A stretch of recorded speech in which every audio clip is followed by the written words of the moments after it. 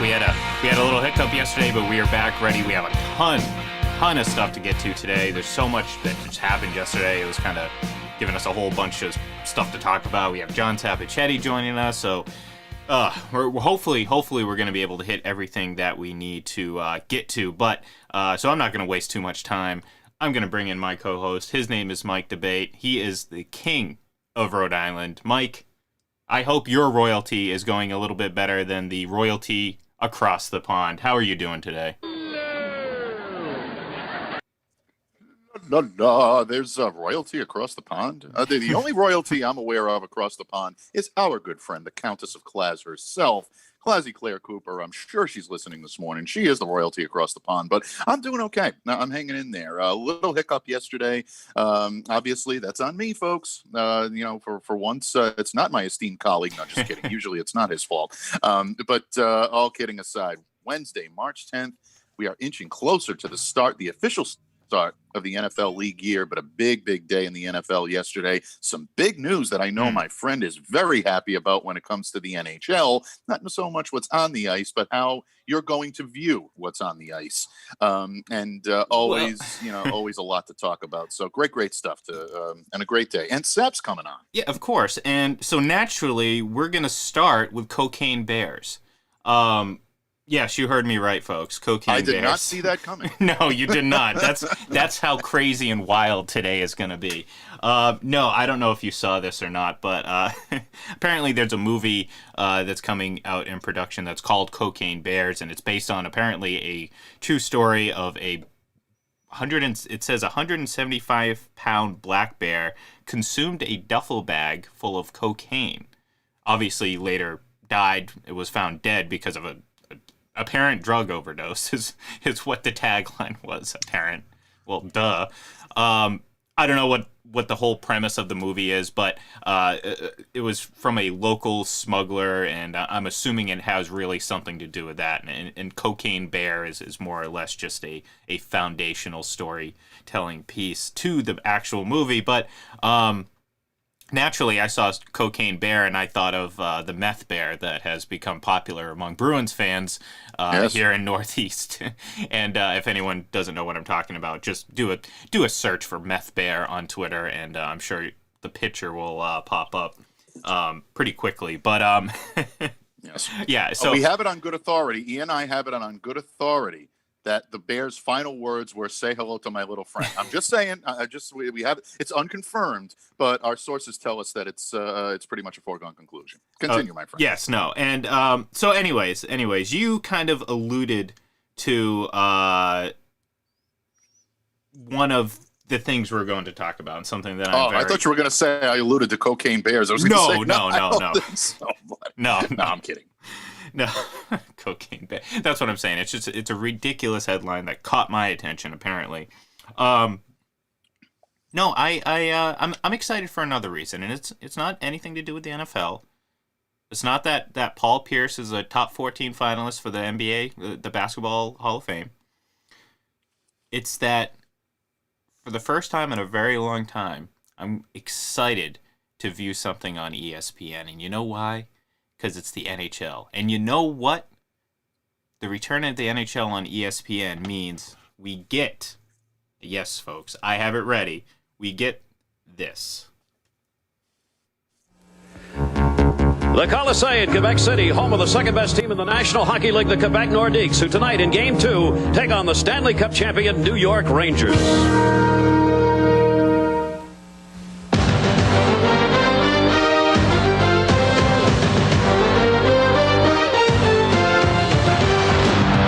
edition of Stanley Cup action for Game 1 on Saturday. The Rangers came out flying. They played the body. They forechecked intensely, and for most of the game, they dominated the Quebec Nordiques. But the third periods have not been friendly to the Rangers this season, and this one exploded in their faces. Quebec stormed back. With just 38 seconds left, Joe Sakic blasted his third goal of the game. That was the winner.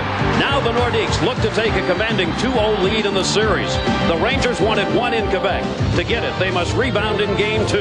If not, time will begin to run out for the defending Stanley Cup champions.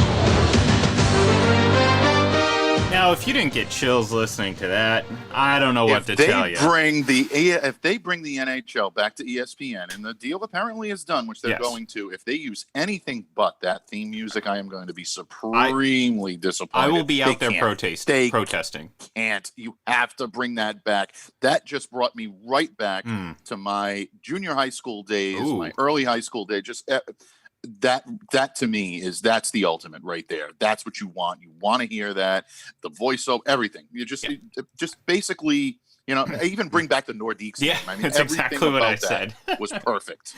Well, I was sitting there and look, I mean, this isn't just a oh my God, I forgot all about this song. No, my life has revolved around this music for, since I could remember it. This was the first song on every one of my hockey pump-up CDs that I would make before hockey games, and it would be on there. I'd have to rack my brain about some of the other ones. It varied, obviously, some older songs, but more or less songs of the time, early 2000s, so you can kind of imagine the playlist there. But that was always on the very first track, because it was so awesome. The Gary Thorne voiceover, I know he's doing Orioles games, or he has been for quite some time now. Bring him back. I want him back. I want Bill Clements. I want the whole deal. I want the whole graphics, revert back to 1995 video graphics. I don't need anything fancy. Everything about that was great. And that was just one of, many game whatever intros that happened to be from the Rangers and Nordiques from 1995 of all years, the one of the shortened seasons in the NHL. But that was great, and the fun part about that was whenever the Razor phone came out, if you remember the original Razor phone, flip phone, all that stuff, that has been my ringtone. On my phone is that song, and it's great. I love it. So it really is great. It's unbelievable. I love it. Bring it back. I agree with you. Bring back Gary Thorne, one of the best voiceovers to begin any type of professional sport. I mean, that right there, and the John Tesh NBA on NBC was those are my formative years right there. Listening to both of those to me was like the pinnacle.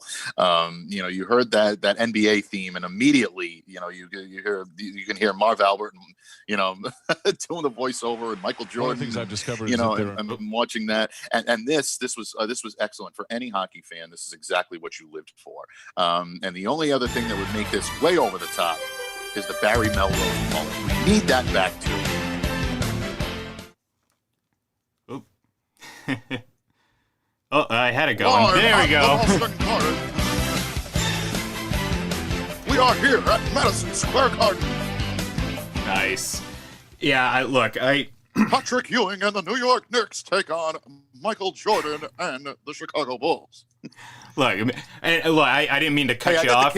I got the cadence. No, I got the cadence down, but definitely not the impression. Not my finer impression. It's all right. It's all about the bass, man. It's all about the music. I did just say that, but no, I'm right there with you. I part of it, obviously, it's nostalgia. You miss some of those old things, but look, those two songs in particular, they were. It's hard to explain. You know what I mean? It's hard to just. I mean, every year you're getting new music when it comes to whether it's at the Super Bowl. I mean, this year all we heard was The Weeknd, and now you kind of associate that song with the Super Bowl, and I've done that with other songs, with other sports. Obviously, as a Patriots, Bruins, Red Sox, and Celtics fan, we've had a lot of options when it comes to associating championships and music. But just in general, the intensity, the build-up, it helps. Again, we talk about the people behind the mics when it comes to, on top of that music, because I think it, like I said, Gary Thorne, Bill Clement, and Barry Melrose, like you said, that whole crew, and I've said it many times before, that's my favorite NHL commentary crew of all time. I'm a big fan of Doc Emmerich. I think he's fantastic. I still, if I had my preference every single time, I'd die for a Gary Thorne voiceover like that again. It was fantastic. But no, just a great song. It always puts you in the right mood. And like I said, I mean, I'll never get over this. Oh, you know what? This is what happens when I don't listen. The only thing that could pump you up more than that is a Vince McMahon WrestleMania voiceover. I mean, that's pretty much next level stuff right there. Yeah, I mean, well, come on. I mean, here's the thing. We play that WrestleMania song fairly often, and I unfortunately do not have that queued up right now. But that's kind of along the same line of what I'm talking about here. It's just. It's music that just there's nothing much more to it than just the actual music. No lyrics, no nothing, just simple. But the voiceovers on top of it help. The dramatics, the graphics, just the stories behind it. I mean that's really what it's about. So that's true. It really and truly is. And there we go. Third time's a charm. I've been trying to find the high quality version of this. Yeah, just keep that on. See, I think people would rather. You gotta wait the build up. Yeah. See, this is where the prime voiceover stuff happens. You really get into it. You're telling the story. Earlier we heard about Joe Sakic. It was Mark Messier. It was the defending Stanley Cup champion New York Rangers. That's how long ago you can tell this was. The Rangers haven't won that much since. So they were still called the Nordiques, folks. Yeah, they were still in Quebec. Let's just put it that way. Obviously, we know the Nordiques moved to Colorado. They would acquire Patrick Waugh, and then the following season go on to win the Stanley Cup in a pretty awesome series. So, anyways, I could sit here and play that all day, and I might. So just be ready for it. It'll probably drop in at various times, as other songs do. But no, so that was exciting news to see yesterday, and that was the first thing I thought of. I posted the video, and I think a lot of people shared the same sentiment that I did when it came to the excitement of hockey returning to ESPN. And look, I've spent a lot of time, trashing ESPN because of their lack of hockey coverage and because of their, nonchalant way of just covering the sport. And I think that will obviously change because, their motives have changed. They now will have rights to the league, so they're obviously going to want to prop it up. So I'm eager to see kind of how that kind of all unfolds, and if that increases the popularity of the sport. But most importantly, I need to see at least a couple intros like that with some guest appearances from the old crew. Oh, yeah, absolutely. I mean, you want to talk about bringing that back. Nostalgia is going to be the first key in bringing that back and bringing it back in a big way.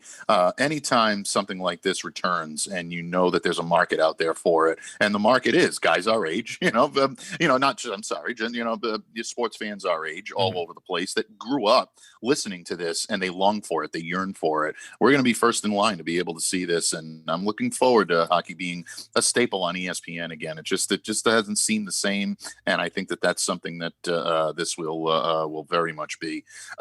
So I'm looking forward to it. I'm really, really looking forward to it. Oh, yeah. Yeah. And like I said, there will be plenty of opportunity to play this. Oh, yeah. Yeah, that's right. So hopefully you don't get sick of it. I don't know how you could. It's That's a fantastic. I'm just going back to those. See, I'm picturing Red Wings, Avalanche. A couple years later, those intense playoff battles, and then obviously this is before that. This is the late '90s. The Bruins weren't good. Dominik Hasek was with the Sabres. He was awesome. Marty Brodeur.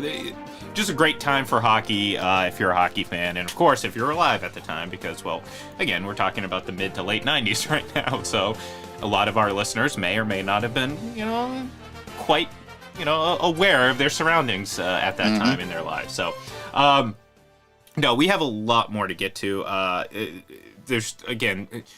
This is the time of the year where there's going to be some long days. Yeah, it's still going in the background. There's going to be some long days of not so much news, and then we're just going to get days where we just get basically kicked in the face. We just news after news after news after news, and that was kind of yesterday. There were some obvious reasons for that. Franchise tag deadline was yesterday, so we have a lot of franchise tag news. I'll ask you, surprises.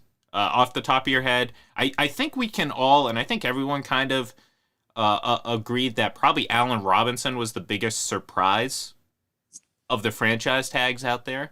But I want to get your opinion on that. Yeah, I was a little bit surprised that Allen Robinson was indeed franchise tagged. I thought for sure he was going to be priced out. I thought for sure that this was his opportunity to move on. What it does tell me is that the Chicago Bears are very serious about acquiring a new quarterback. And that is going to be a very, very interesting thing to see as it plays out throughout the course of the next few days. The Bears right now, you can make the argument that they are a quarterback away from being a strong contender, not just in their division, but also in the NFC. We've talked about this several times. What options are out there? Do they feel confident that they can pry Russell Wilson away from Seattle? Now that he's not going to Dallas, which is no question about that, Dak Prescott is there for the long-term haul. Is this something that they're going to be pursuing? Is Allen Robinson sticking around an opportunity for Russell to come in? Maybe it's Deshaun Watson. Maybe they're dark horses in that sweepstakes as well. You have to wonder what else is out there, because other than those two names, in terms of franchise-changing quarterbacks, I don't see a whole lot available out there other than names that can come in and be serviceable for the time being. That was a little bit of a surprise for me yesterday. Pleasant surprises. A couple that I know you're dying to talk about. The return of Chris Godwin. That was a little bit of a surprise to me as well. I was a little surprised to see him franchise tagged. I thought maybe he would be out there on the open market, and I thought he would be able to get a fair price on the open market. And Levante David sticking around in Tampa Bay. So I put you on the spot, buddy, in terms of the Tampa Bay beat. What does this mean for the Bucks going forward now? What types of moves, splinter moves off of these two big moves do you see them making? Well, I mean, the creative way of how they did Levante David's contract. Now, the way I saw this happening was I thought the team would value Levante David, the defensive player, more than Chris Godwin, and that's nothing against Chris Godwin. It's just the economics. It's what I anticipated he was going to be able to get on the open market. So I was surprised for sure, because I thought that the way they did the contract with the, this is something that we're all still trying to understand, because it's kind of a new concept, this whole voidable years edition. So what Levante David did was sign a quote-unquote 2-year deal with 3 voidable years on the end. So essentially they've been able to stretch out this money to the point where his cap hit next year is only $3.5 million, which, if you would have told me this going into this season, that they were going to be able to get Levante David under contract and under the cap at $3.5 million, I would have completely changed how I viewed what they were going to do this offseason, because I still anticipate a Tom Brady extension, which will, ultimately free up some more money.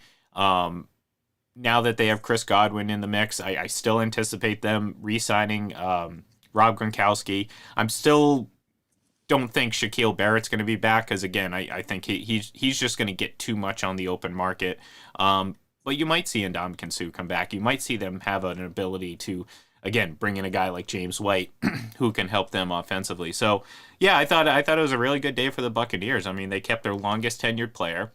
They kept a very popular player in Chris Godwin, and a very good one at a young age. So, good for them. And Look, it wasn't the only bit of moves that happened yesterday. Trent Brown, big Trent Brown, got traded back to the Patriots. So I thought that was a great move by the Patriots. Certainly, really a stick in the craw of the folks out there who like to say people don't want to play for the Patriots anymore, because Trent Brown seemed to very much want to play for the Patriots, and by his reaction, Ecstatic. yeah. Amazing. Oh, yeah. Imagine that. Somebody actually enjoyed playing in Foxborough. You never ever hear about that. But I sense there's someone on the other line right now. I have to use my spidey sense here, but I'm sensing there's someone on the other line right now. Did your sources tell you that? That might have a thing or two to say about Trent Brown and maybe another former Patriot, and had a little bit of a rough day yesterday as well. I don't want to steal your thunder. This is your job, my friend. Welcome in our guest this morning. Well, I was going to keep him dangling for quite some time. I was going to slowly poke away and say things that I know that would kind of get his blood pressure up. So by the time we finally let him on about 15 minutes from now, he would have been ready to go, So, but you kind of ruined the surprise. So I guess we'll bring him on now. John, what's up, buddy? How you doing? Good morning. In 15 minutes, I'd either be fired up or dead. Yeah. One of the two. So it was very kind of you to bring me in now before I did get too fired up. You know how I could bring you back from the light or from the dead back to life? I'll tell you. This is what I would do.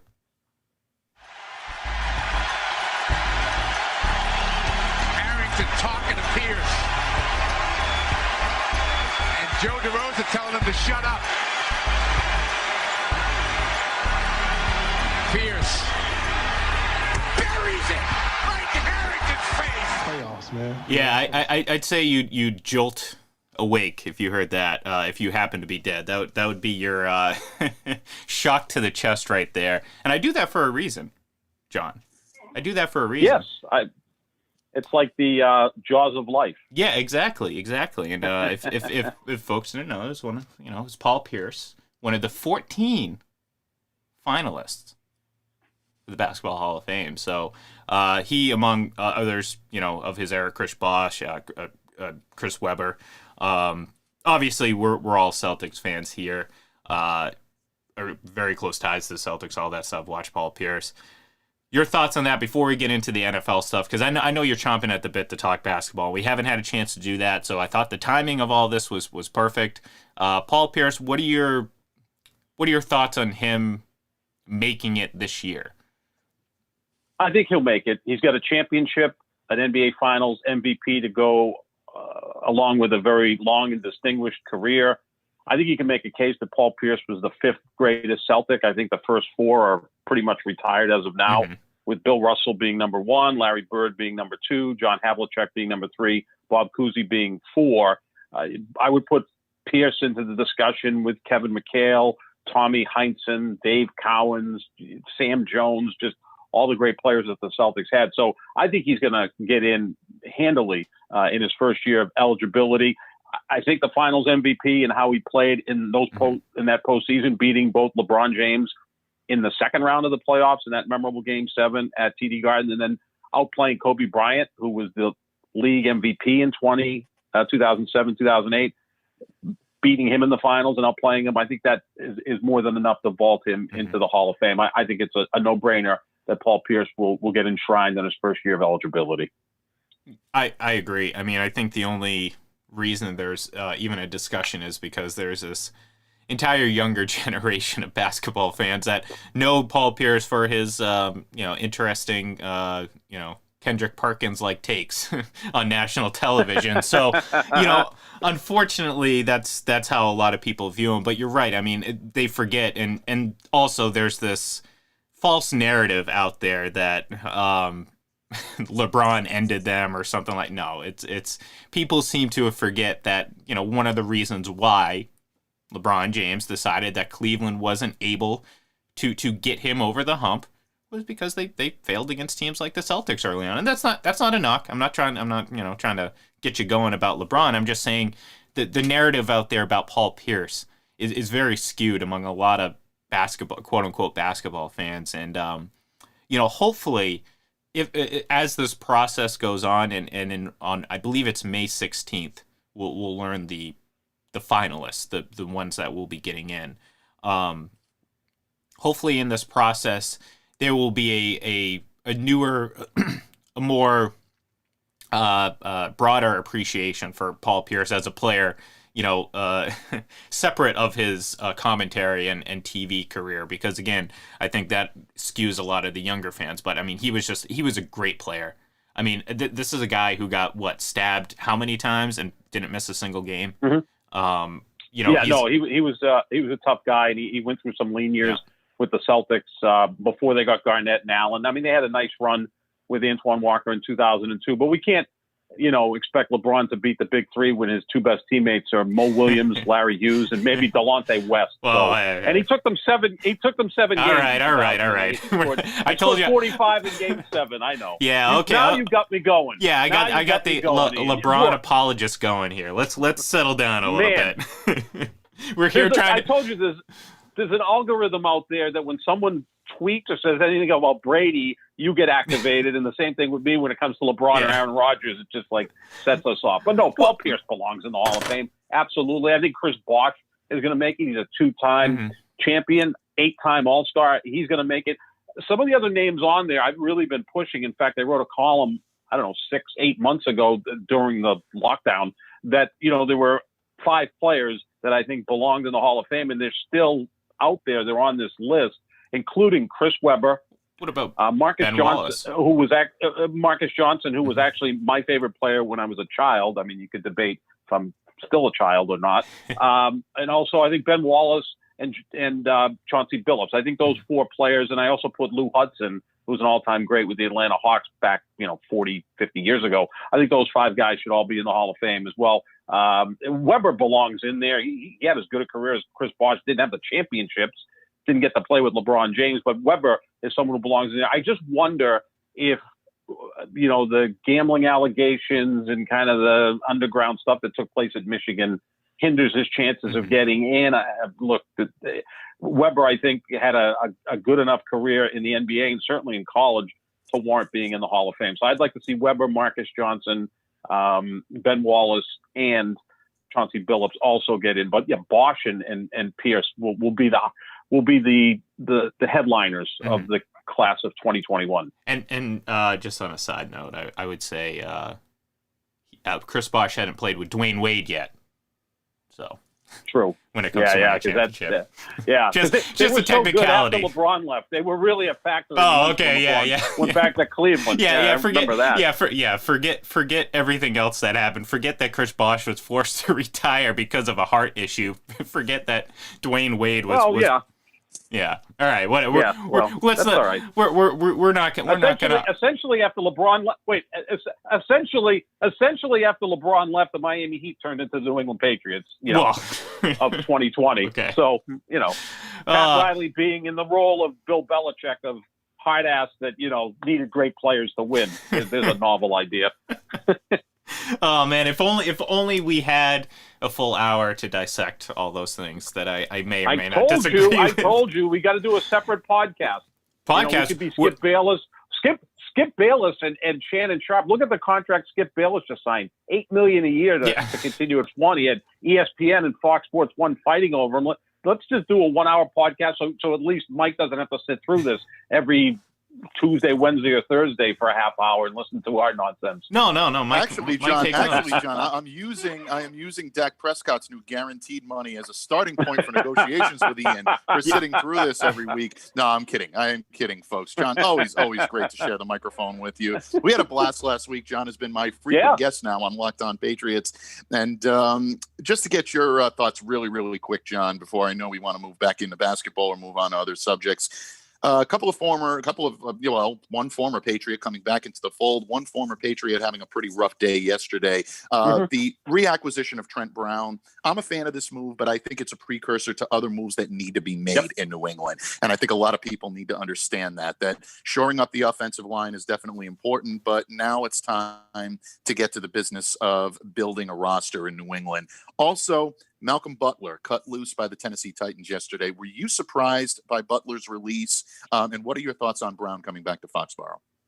First on Brown, I think that's a good move. Now, are you going to get Trent Brown of 2018, who was a really good player, dominant in the postseason, or are you going to get Trent Brown of 2019, 2020, when he only played 16 of 32 potential games with the Raiders. Now, he tweeted out a picture, or on Instagram had a picture with him and Dante Scarnecchia. I hope he realizes that Dante Scarnecchia is no longer the offensive line coach here in New England. Bill Belichick, of course, is the head coach.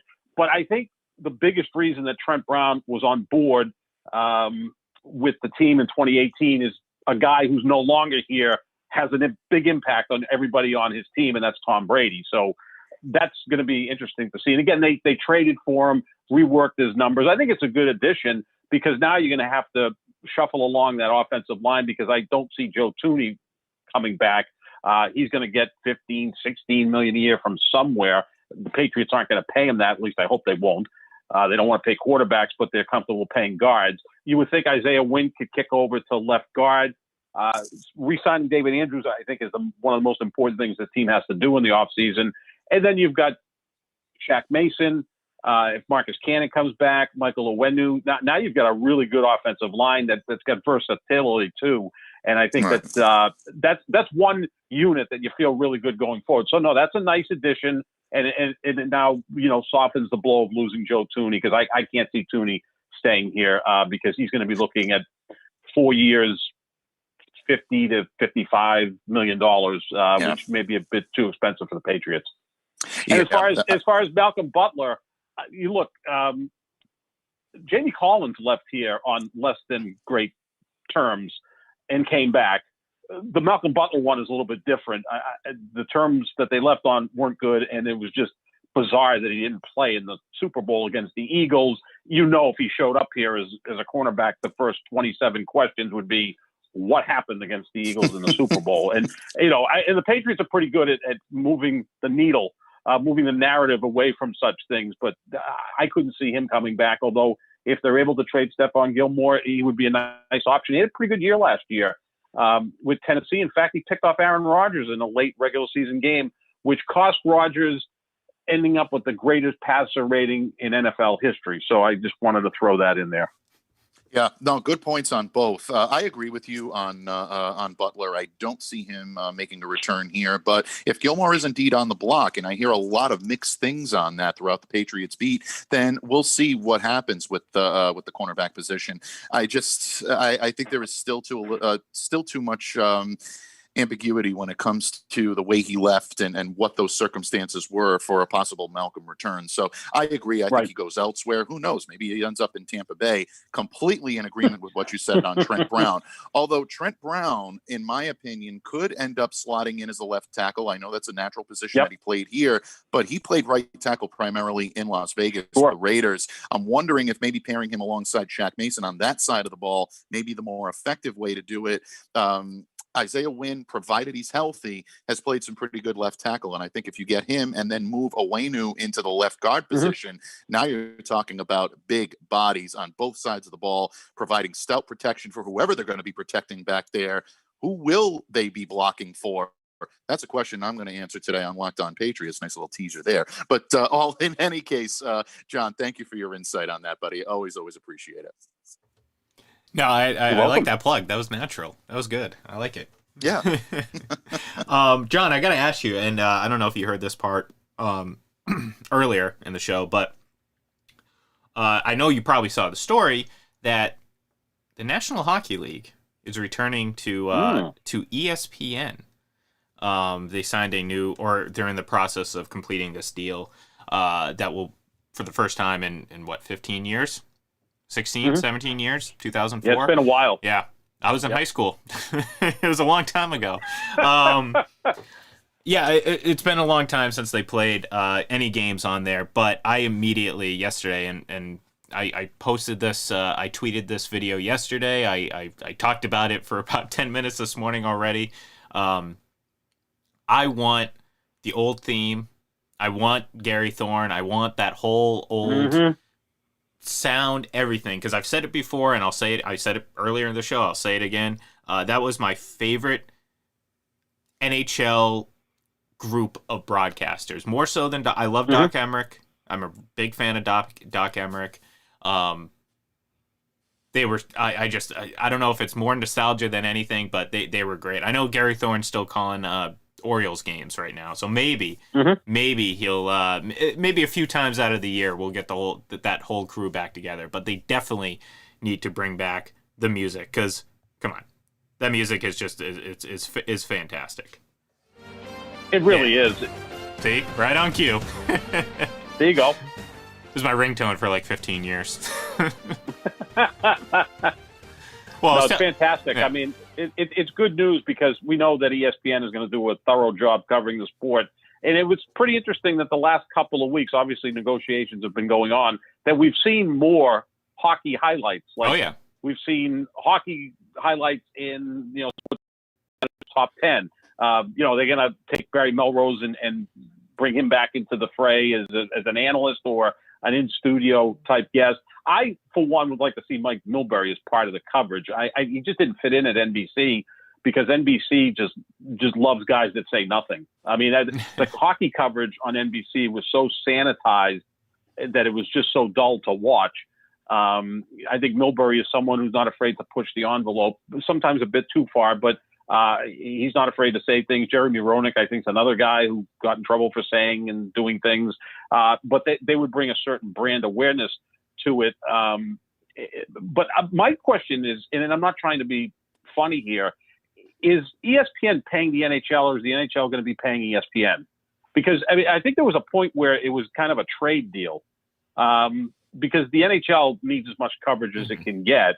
And I'm not sure what kind of money the NHL is going to get from this, and exactly what's going to happen. I haven't really delved into the story enough to see what the negotiations were. I think NBC this year is paying the NHL $200 million, which, in comparison to the NBA, NFL, and Major League Baseball is paltry. It comes to about $6 million per team. So I'm just wondering, ESPN, this is a drop in the bucket for them. I mean, they gross around $15 billion a year in revenue. So to add the NHL at really a really small cost is a good move for them. Yeah. I think it's, look, the NHL is in a far better spot than it was the last time the ESPN had an opportunity. And look, it's hard to blame ESPN for not continuing with hockey, but I think they realized fairly early on that maybe it was a mistake, because I think we've seen the NHL get stronger and stronger. The product, I mean, again, social issues and things of that nature notwithstanding, the game itself it has been strong. The interest has grown, and I think ESPN has recognized that. Now, for them, it's like you said, it's not a huge investment. It's not like they have to outbid teams for NFL contracts, which, again, I mean, just the nature of the business of the NFL and how popular it is. Yeah, of course, the revenue numbers are going to be much higher. But I think this is going to be good for both because, look, I mean, I'm not the only one who has this sour taste towards the network because of their lack of hockey coverage. And it was very transparent that they just stopped caring once they didn't have the contract.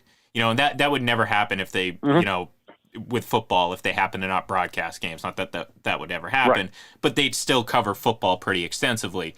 So, hardcore hockey fans, those who love the sport, really soured a lot on ESPN. And then, over the years, the kind of just, really half-assed coverage that they've done. I remember at one point they tried to sell us on, Barry Melrose is coming back, but he had like 30-second segment meant to cover the entire league, and that was it. Like, if you went to the bathroom, you'd miss it. So it was kind of like, throwing us a bone, but it was really, at the end of the day, insulting. So I think this will be big, not only for ESPN, because you're going to start bringing in that hockey crowd again, because, well, they're not going to have a choice. If they go back to this old music and set up and kind of bring that back, you're going to get a lot of people, especially like folks like me, who are going to be like, I want this. I want to hear it. I want to see the coverage. I miss the great hockey coverage that they used to have.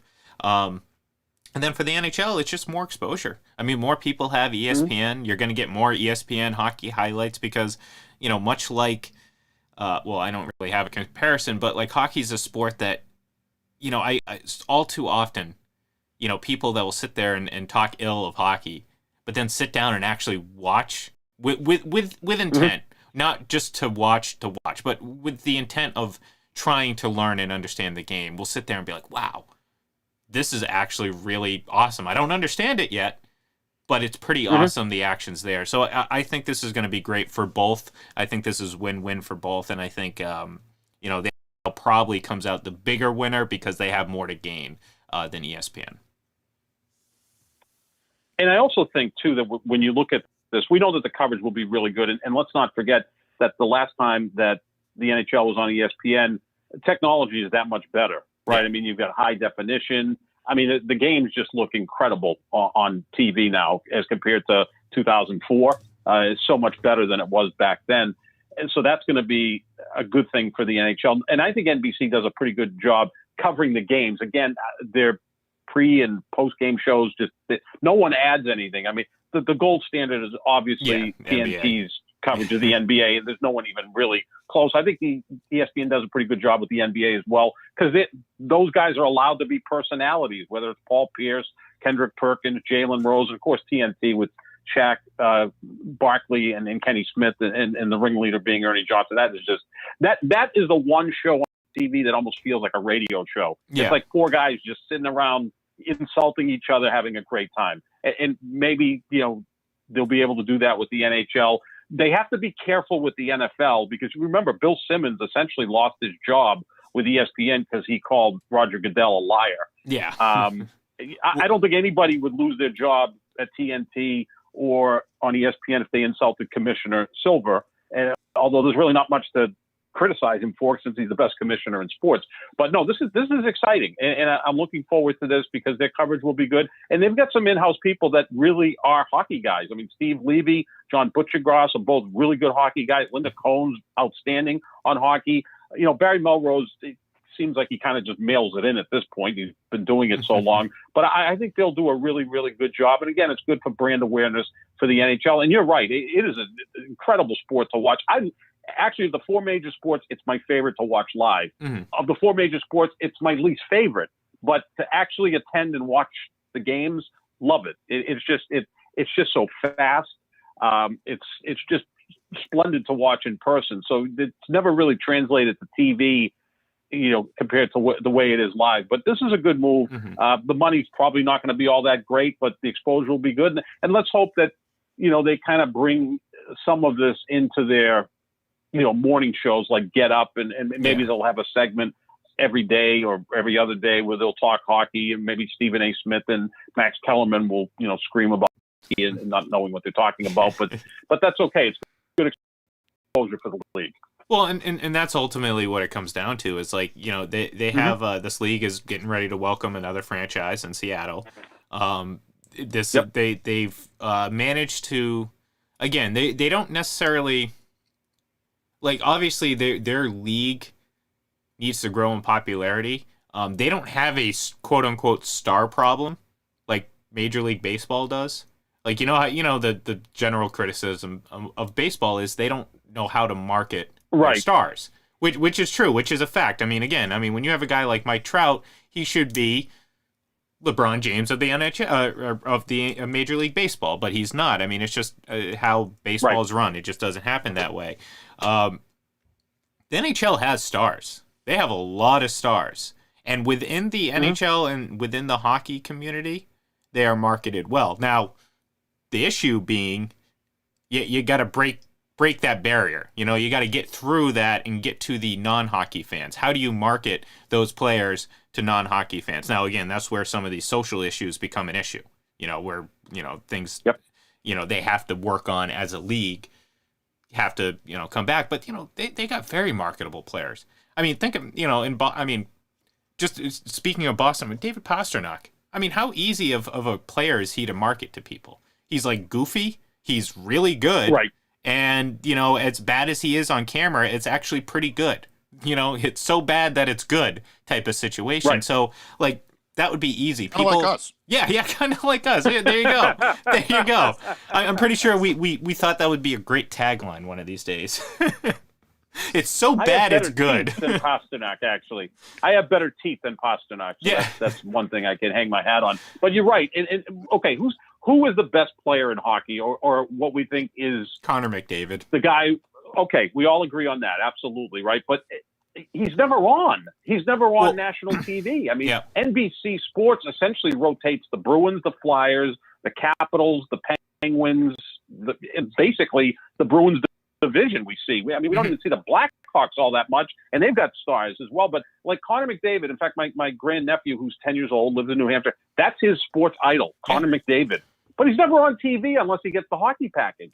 Like that's a problem. You have a pair of perennial Hart Trophy candidates in Connor McDavid and Leon Draisaitl up in Edmonton. Yep. I mean, and here's the thing too, and this is where the lack of promotion hurts, because you have a franchise that, albeit doesn't have a long history relative to some of these other franchises. People think the Oilers have been around forever, and they really haven't. But they have such a rich history with Wayne Gretzky and Mark Messier and Yari Curry and the 4 Stanley Cup. I mean, there's so much, like, the nostalgia of that. Like, to market that team, I think would be. I mean, that's a team you can market who's surprisingly well out of the regions that they normally stick in. But that's something I hope ESPN does. And again, it's exciting to watch that. You watch guys like Nathan McKinnon, and I understand why they do Pittsburgh. I mean, 10 years ago, Crosby, Malkin, Kirk Carlson, the whole crew, Marc-Andre Fleury, you're not going to get much better than that. You had the American stars pretty much in Chicago for a period of time, which was great. But, there's so many stars out there. And again, comparing it to baseball, there isn't that same. Like, we can sit there and list off just so many players in hockey that, again, that have the potential to be like these superstar players that can be marketed. We haven't that guys, the Alex Ovechkins of the world, that are still out there producing. So, yeah, I'm excited for this. I think the potential is certainly there to see this game grow and hopefully get some more broader coverage. Because again, to have guys like Connor McDavid just not be covered here on the major national shows is that's hard. That hurts. And look, part of it's an NHL problem. The NHL has some say in all of this. It's not completely up to these networks. Like, they have to, be responsible for pushing these, because it's like, look, maybe they don't think people care about Edmonton, but if you like hockey and you're going to see 2 really good hockey players, well, guess what? You're going to tune in and watch. So, real quick though, John, I got to ask you. At least we are, though. Yeah, we are. Well, we are. I wanted to avoid quarterback talk today. I'm trying my best to make sure we do that. Well, don't worry. We only have 3. We actually. Okay. You're the only one who's brought up quarterbacks, all right? Oh, damn! I know. Maybe I. Well, excuses for quarterbacks. My mouth. All right. Maybe I did. But here's the thing. I just wanted to say about that. Baseball and hockey are regional sports. The NBA and the NFL are national sports, right? Sure, so on a Sunday afternoon at 3:30, the average sports fan. We're not average sports fans. We do this for a living. We're like, super knowledgeable and all that stuff. So we're going to watch whatever the hell's on TV. But the casual sports fan, let's see, 8:00 Sunday night, the Lakers are playing the Warriors. Oh man, I'm watching that. But they don't know about Connor McDavid, or they don't even know about Mike Trout, who's the best player in baseball. That's why I want to see Fernando Tatis really grow, because he's got that personality. But how many Padres games are we all going to watch, especially since they play 3 hours later than our team plays? So just wanted to bring that up. No, I agree. But I also think that hockey has the potential to be a national sport, because I think the competitive balance in hockey is phenomenal.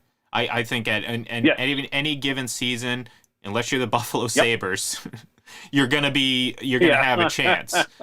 So, to me, I think the potential is certainly there. So, but before we do go, real quick, Mike brought it up. ESPN NHL theme or ABC's NBA theme? Which do you prefer? I think I know the answer, because I know you're a big basketball guy. I'm a basketball guy, so I'd go with ABC. Okay, well, that's what I figured. I won't blame you for that. But 2 very good classic sports themes. But we're gonna have to say goodbye for the day, and I'm gonna do it with this in the backdrop, folks. Thank you very much for tuning in. We, Mike and I, will be back tomorrow at 9 a.m. In the meantime, give us a follow on Twitter at FPC Radio Live, at Full Press Radio, at JohnSap25. Then, of course, you got GLEN31. And then at MDABATEFPC. Folks, have a great day. I truly mean that. We will be back. Maybe John will be back at some point this week. Maybe we'll drag him in here to talk quarterbacks. We didn't get a chance to do that today.